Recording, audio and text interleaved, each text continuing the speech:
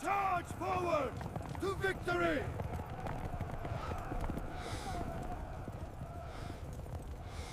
칭기즈칸. 이름은 누구나 압니다. 세계에서 가장 넓은 땅을 정복한 남자. 그런데 한 가지 이상한 게 있습니다. 말 타고 양치던 유목민이 어떻게 당대 최강국들을 전부 무너뜨렸을까요? 금나라, 서하, 호라즘, 러시아. 하나같이 몽골보다 인구가 많고 기술이 앞서고 성벽이 높았던 나라들입니다. 정답은 전투력이 아닙니다. 시스템입니다. 칭기즈칸이 만든 시스템. 그런데 이 시스템을 아는 사람은 거의 없습니다. 우리가 아는 몽골 이야기는 사실 절반도 안 됩니다. 교과서에서 배운 건 이 정도입니다. 칭기즈칸이 몽골을 통일했다. 영토가 넓었다. 잔인했다. 여기서 끝입니다. 하지만 진짜 이야기는 그 뒤에 있습니다. 말 타는 유목민이 왜 세계 최강이 되었는지, 그리고 왜 그렇게 빨리 무너졌는지. 지금부터 교과서 밖의 몽골을 이야기하겠습니다. 이야기는 12세기 몽골 초원에서 시작됩니다. 지금의 몽골, 그 광활한 초원을 떠올려 보십시오. 한반도의 7배가 넘는 땅. 그런데 이 넓은 땅에 나라가 없었습니다. 국경도, 수도도, 왕도 없었습니다. 있는 건 부족뿐이었습니다. 몽골, 케레이트, 나이만, 타타르, 네르키트. 이 5개의 큰 부족 연맹이 초원을 나눠 가지고 있었습니다.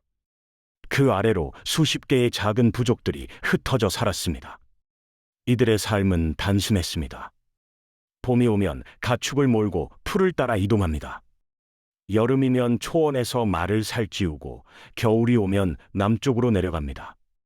그런데 이 단순한 삶 속에 잔혹한 규칙이 하나 있었습니다. 약한 부족은 강한 부족에게 빼앗깁니다.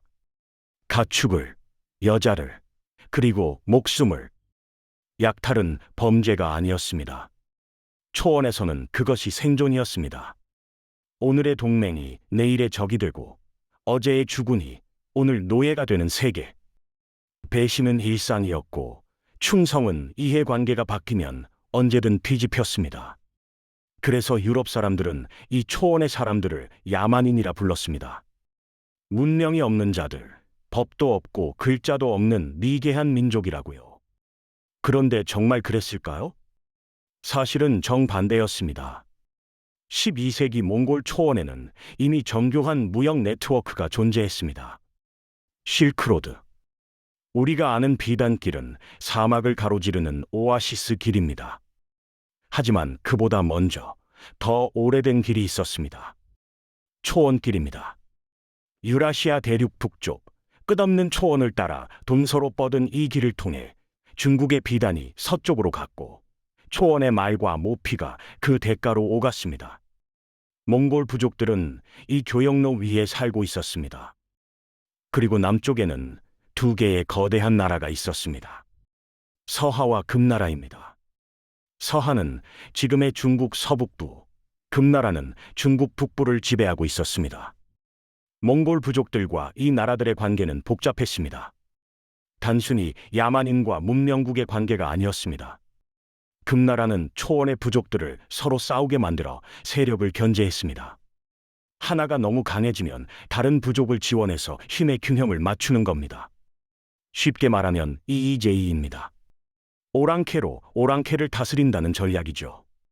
특히 금나라가 이용한 도구가 타타르 부족이었습니다. 타타르는 금나라의 남쪽 국경 바로 위에 자리 잡고 있었습니다. 금나라는 타타르에게 물자를 대주는 대신 다른 몽골 부족들을 감시하게 했습니다. 타타르는 금나라의 위세를 빌려 초원에서 세력을 키웠고 다른 부족들을 압박했습니다. 태무진의 조상도 이 타타르에게 당했습니다. 카마그 몽골의 지도자 암바가이 칸은 타타르에게 붙잡혀 금나라로 끌려갔습니다. 그리고 나무로 만든 당나귀 위에 못 박혀 처형당했습니다. 이것은 단순한 전쟁이 아닙니다. 금나라가 초원의 질서를 통제하기 위해 벌인 정치적 게임이었습니다. 한편 초원의 서쪽에는 케레이트와 나이만이라는 두 강대 부족이 있었습니다.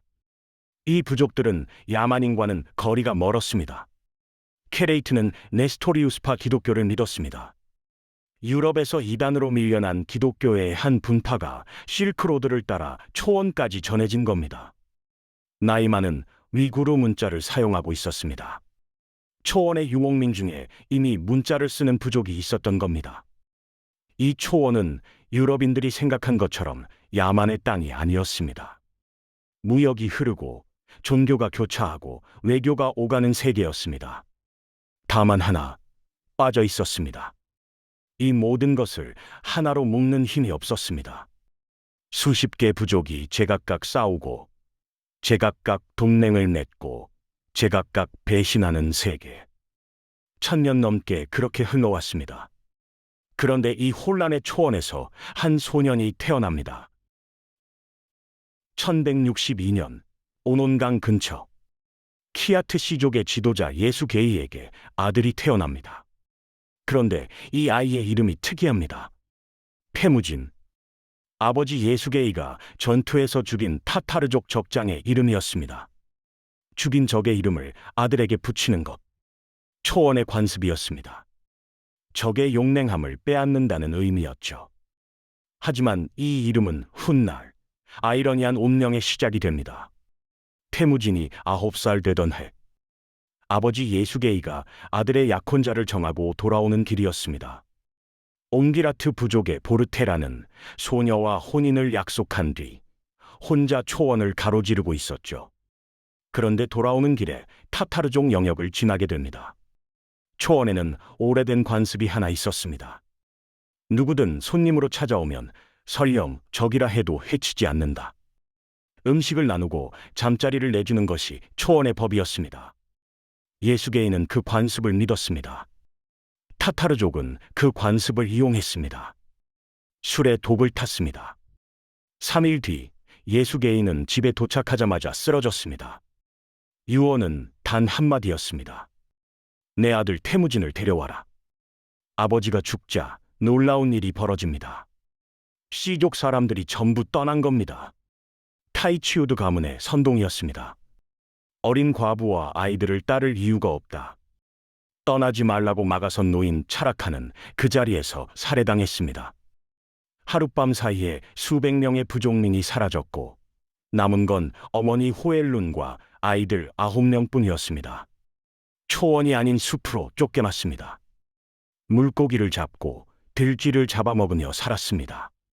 이것이 훗날 세계를 정복하는 칭기즈칸의 어린 시절입니다. 하지만 태무진은 이 시간 속에서 한 가지를 배웁니다. 혈연은 믿을 게 못 된다. 아버지가 죽자 친척이 가장 먼저 떠났고 이복형 백테르는 사냥감을 빼앗았습니다. 태무진은 활로 백테르를 쏴 죽입니다. 12살. 이 소문이 초원에 퍼지자 타이치우드는 태무진을 잡으러 추격대를 보냈습니다. 포로가 되어 목에 칼을 쓰고 끌려다녔습니다. 그러나 적 부족의 한 남자, 소르칸 시라가 몰래 태무진을 풀어줍니다. 왜 도왔을까요? 몽골 비사는 이렇게 기록합니다. 이 아이의 눈에 불꽃이 있었다. 태무진은 도망치고 살아남고 다시 일어섭니다. 약혼자 보르테와 결혼하지만 네르키트족이 보르테를 납치합니다. 아버지 예수게이가 과거에 네르키트족 여인, 그러니까 태무진의 어머니 호엘룬을 납치해온 것에 대한 복수였습니다. 아버지의 과거가 아들의 현재를 덮친 겁니다. 태무진은 아버지의 옛 동맹 케레이트의 토오릴 칸에게 달려갑니다. 그리고 어린 시절 피를 나눈 의형제 자무카와 손을 잡습니다. 셋이 힘을 합쳐 네르키트를 쳐부수고 보르테를 되찾아옵니다. 여기까지는 많은 분들이 아시는 이야기입니다. 하지만 진짜 이야기는 여기서 시작됩니다. 보르테를 구출한 뒤 태무진과 자무카는 1년 반 동안 함께 유목합니다. 같은 천막 아래에서 잠을 자고 같은 가마솥에서 밥을 먹었습니다. 그런데 어느 날 태무진이 먼저 떠납니다. 이유는 기록마다 다릅니다. 분명한 건 이 결별이 20년 전쟁의 시작이었다는 것. 자무카는 귀족 혈통 중심의 전통을 지키려 했고, 태무진은 능력 있는 자라면 누구든 받아들였습니다. 노예 출신이든 적군 출신이든 초원의 약자들이 태무진에게 모여들기 시작합니다. 자무카의 동맹은 하나둘 무너졌고 케레이트와 나이만도 차례로 쓰러집니다.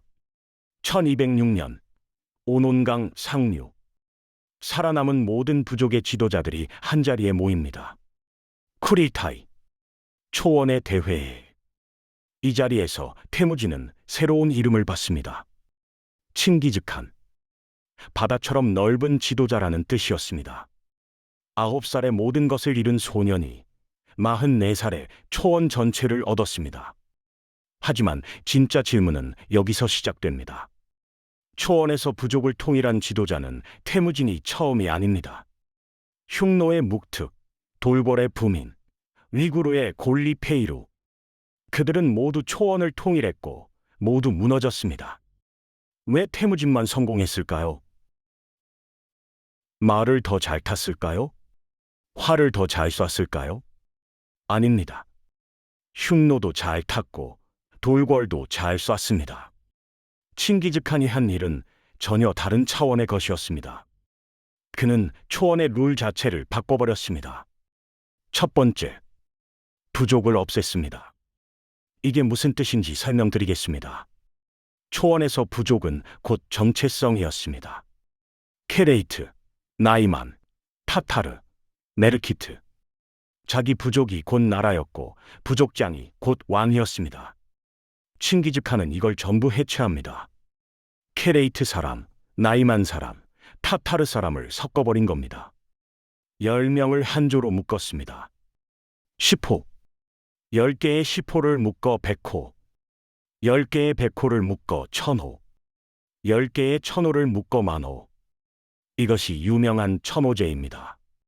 중요한 건 이 조를 만들 때 같은 부족끼리 묶지 않았다는 겁니다. 일부러 섞었습니다. 케레이트 출신 3명, 타타르 출신 2명, 메르키트 출신 5명. 이런 식이었습니다. 왜 그랬을까요? 같은 부족끼리 뭉치면 반란을 일으킬 수 있기 때문입니다. 하지만 섞어 놓으면 부족 정체성이 사라집니다. 더 이상 나는 케레이트 사람이 아니라 나는 칭기즈칸의 군사가 됩니다. 그리고 천호장, 이 1000명을 이끄는 지휘관을 임명할 때 혈통을 보지 않았습니다. 능력만 봤습니다. 이것을 가장 극적으로 보여주는 인물이 있습니다. 제베, 원래 이름은 지르보가타이, 칭기즈칸의 적이었습니다. 타이치우드 부족 소속이었죠. 전투 중에 칭기즈칸의 목을 향해 화살을 쏩니다. 화살이 칭기즈칸의 목을 관통했습니다. 칭기즈칸은 쓰러졌고 부하들은 그가 죽은 줄 알았습니다. 하지만 살아남았습니다. 전투가 끝나고 칭기즈칸이 물었습니다.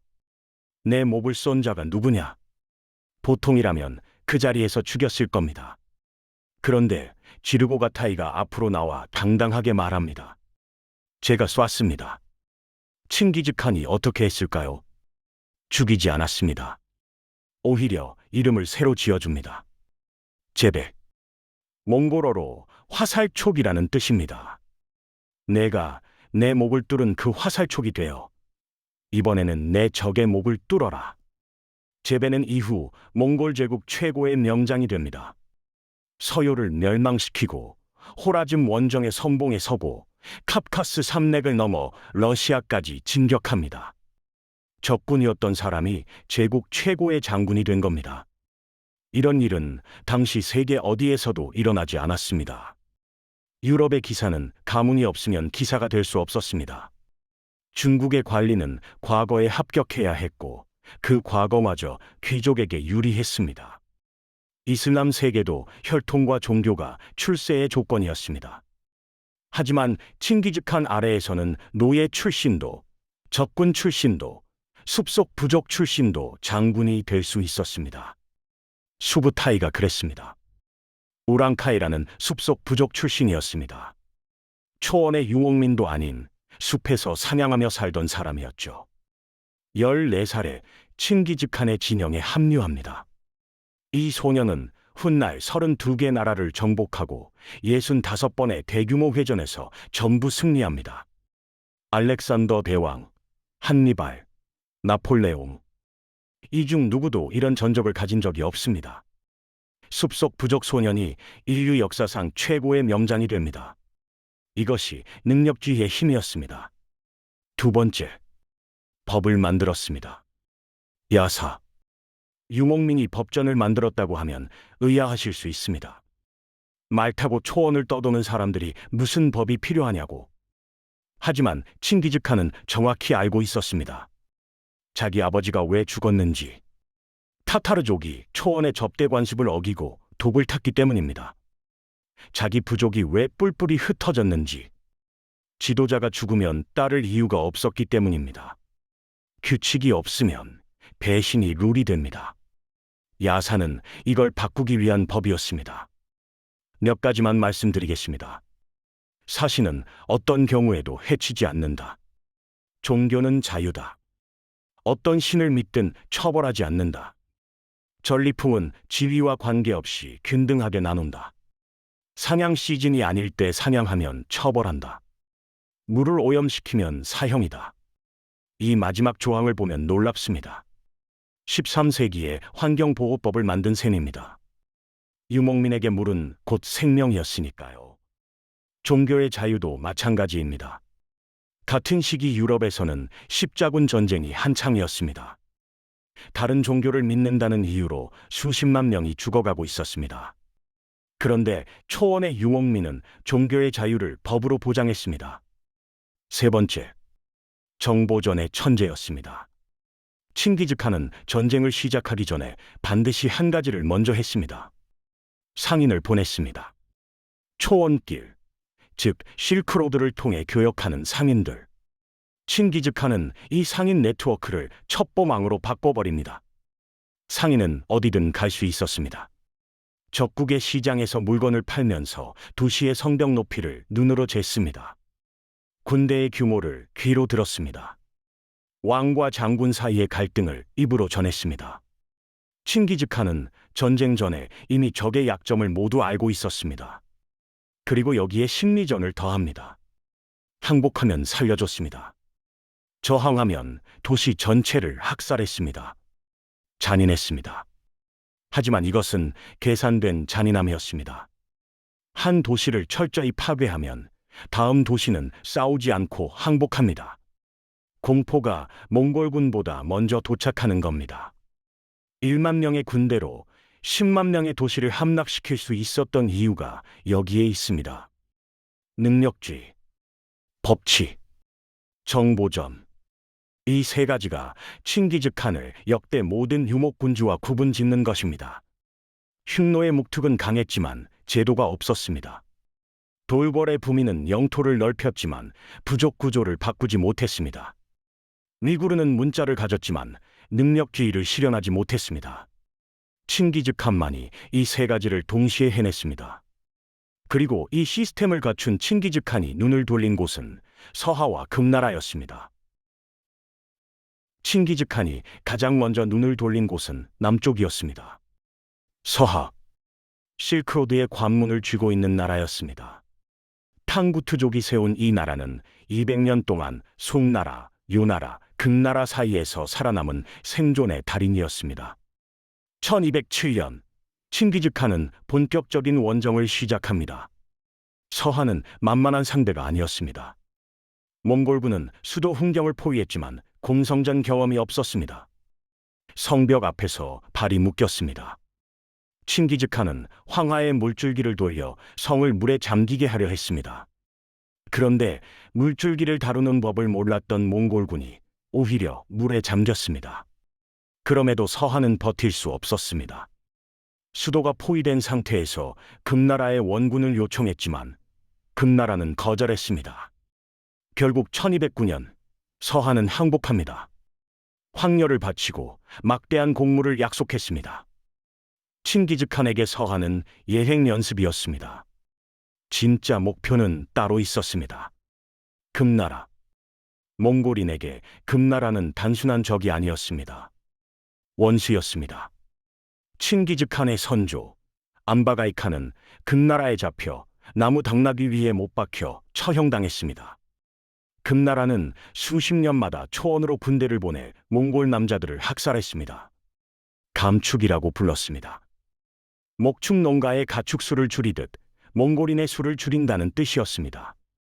1211년 칭기즈칸은 쿠릴타이를 열고 금나라 원정을 선포합니다.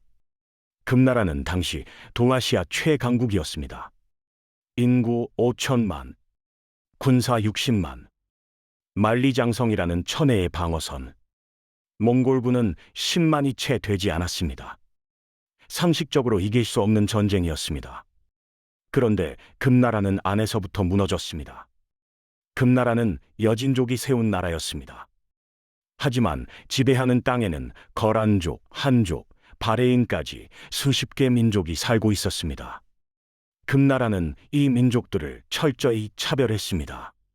특히 거란족에 대한 탄압이 심했습니다. 거란족으로 하여금 몽골을 방어하게 하면서 동시에 거란족 부족장을 죽이고 백성을 강제 이주시켰습니다. 몽골군이 만리장성을 넘자 벌어진 일은 전투가 아니었습니다. 이탈이었습니다. 금나라 북변의 방위를 맡고 있던 거란족 군단이 통째로 몽골에 투항했습니다. 야율유가라는 거란족 지도자는 아예 반란을 일으켜 나라를 세웠습니다. 금나라 내부의 한족 기술자들도 몽골 편으로 넘어왔습니다. 공성전을 모르던 몽골군에게 성벽을 무너뜨리는 법을 가르쳐준 것은 금나라 사람들이었습니다. 1213년 금나라 내부에서는 장군이 황제를 암살하는 쿠데타까지 벌어집니다. 밖에서는 몽골군, 안에서는 반란과 이탈. 금나라는 정복당한 것이 아닙니다. 안에서부터 무너진 겁니다. 1215년 몽골군은 금나라의 수도 연경을 함락합니다.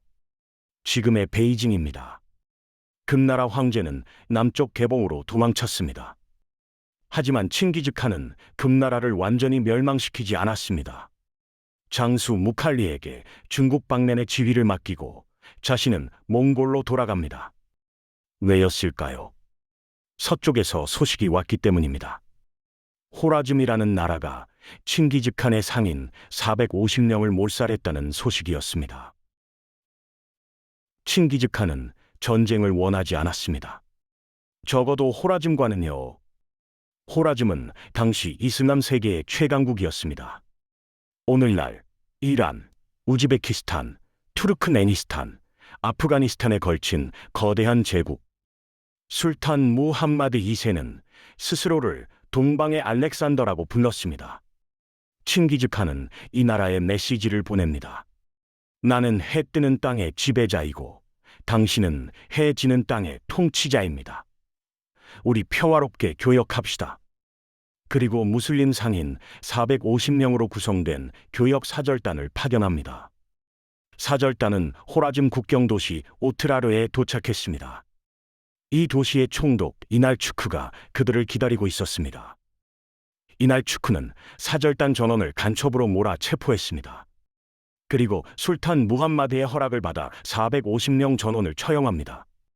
재물은 모두 빼앗았습니다. 칭기즈칸은 분노를 참았습니다. 전쟁 대신 외교를 선택했습니다. 사신 3명을 보내 이렇게 요청합니다. 오해가 있었던 것 같습니다. 총독 이날추크를 넘겨주십시오. 그러면 우리는 다시 평화롭게 지낼 수 있습니다. 무함마드 2세의 대답은 이랬습니다. 무슬림 사신은 즉각 처형. 몽골인 사신 2명은 수염을 잘라서 돌려보냈습니다. 유목민에게 수염은 남성의 존엄이었습니다. 사신의 수염을 자른다는 것은 외교적으로 이런 뜻이었습니다. 불만 있으면 덤벼봐라.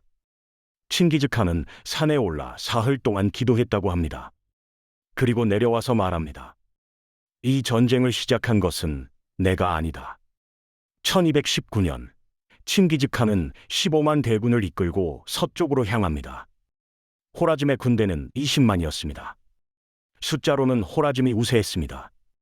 하지만 무함마드는 치명적인 실수를 합니다. 20만 군대를 각 도시의 성벽 안에 분산 배치한 겁니다. 앞에서 말씀드린 정보 전략이 여기서 빛을 발합니다. 칭기즈칸은 이미 호라즘의 내부 사정을 속속들이 알고 있었습니다. 상인들이 곧 첩보원이었으니까요. 무함마드가 군대를 분산시킨 순간 승부는 결정되었습니다. 몽골군은 각 도시를 하나씩 포위하고 하나씩 무너뜨립니다. 오트라르가 먼저 함락됩니다. 5개월간의 포위 끝에 성이 무너졌고 모든 것이 시작된 그 총독 이날추크는 생포됩니다. 칭기즈칸은 그의 두 눈에 녹인 은을 부어 처형했다고 전해집니다. 탐욕으로 사절단을 죽인 자에게 걸맞은 최후를 내린 것이었습니다. 부하라가 함락되고 사마르칸트가 함락됩니다. 실크로드의 보석이라 불리던 도시들이 잿더미가 됩니다. 항복하면 살려두었습니다. 저항하면 몰살했습니다. 앞에서 말씀드린 야사의 원칙 그대로였습니다. 술탄 무함마드는 도망칩니다. 칭기즈칸은 제베와 수부타이에게 이만 기병을 주며 명령합니다. 술탄을 찾아라. 세상 끝까지 쫓아라. 이 추격전이 군사사에서 전례 없는 사건이 됩니다. 제베와 수부타이는 술탄을 쫓아 이란을 가로지르고 카프카스 산맥을 넘고 러시아 초원까지 진격합니다. 무함마드는 끝내 카스피해의 작은 섬에서 병들어 죽습니다. 동방의 알렉산더라 불리던 남자의 최후였습니다. 제베와 수부타이는 술탄을 찾는 것에 그치지 않았습니다. 카프카스를 넘은 뒤 러시아 남부까지 올라갑니다. 1223년 칼카강. 러시아 공국들의 연합군이 몽골군을 막아섭니다. 결과는 러시아군의 괴멸이었습니다. 하지만 제베와 수부타이는 러시아를 정복하지 않았습니다. 정찰만 하고 돌아갑니다. 이것은 정복이 아니라 정찰이었습니다. 10년 후 이 길을 따라 몽골의 본격적인 유럽 원정이 시작됩니다. 1227년 칭기즈칸은 서하를 마지막으로 원정하던 중 사망합니다. 향년 65세. 정확한 사인은 아무도 모릅니다. 낙마설, 병사설, 서하 공주에게 암살당했다는 설까지. 몽골인들은 칭기즈칸의 무덤을 철저히 숨겼습니다. 장례에 참여한 모든 이를 죽였다는 기록도 있습니다. 800년이 지난 지금까지 그의 무덤은 발견되지 않았습니다. 칭기즈칸이 죽었을 때 몽골 제국의 영토는 태평양에서 카스피해까지 이르렀습니다. 역사상 한 사람이 살아있는 동안 정복한 영토로는 최대 규모였습니다. 하지만 칭기즈칸이 진짜 남긴 것은 영토가 아닙니다. 시스템입니다. 능력으로 사람을 뽑는 제도, 법 앞에 모두가 평등한 원칙, 정보를 최우선으로 삼는 전략. 흉노의 목특 선음은 강했습니다. 하지만 그가 죽자 흉노는 흔들렸습니다. 돌궐의 부민 카가는 거대한 제국을 세웠습니다. 하지만 그가 죽자 제국은 dom소로 강해졌습니다. 시스템 없이 개인의 카리스마로만 유지된 제국은 그 개인이 사라지면 함께 사라집니다. 칭기즈칸의 시스템은 달랐습니다. 그가 죽은 뒤에도 제국은 멈추지 않았습니다. 오히려 더 빠르게 팽창합니다. 아들 오고타이는 금나라를 완전히 멸망시킵니다. 손자 바투는 러시아와 동유럽을 정복합니다. 손자 훌라구는 바그다드를 함락시키고 이슬람 제국을 무너뜨립니다. 손자 쿠빌라이는 중국 전체를 통일합니다. 칭기즈칸이 만든 시스템 위에서 그의 후손들이 세계를 정복한 것입니다. 하지만 시스템은 만든 사람이 사라진 뒤에야 진짜 시험을 받습니다. 칭기즈칸의 아들들은 유산 위에서 세계를 정복하는 동시에 그 유산을 놓고 서로 칼을 겨누게 됩니다. 형제의 전쟁, 제국의 분열, 그리고 그 분열 속에서도 살아남는 시스템의 힘. 다음 편에서 그 이야기를 시작하겠습니다.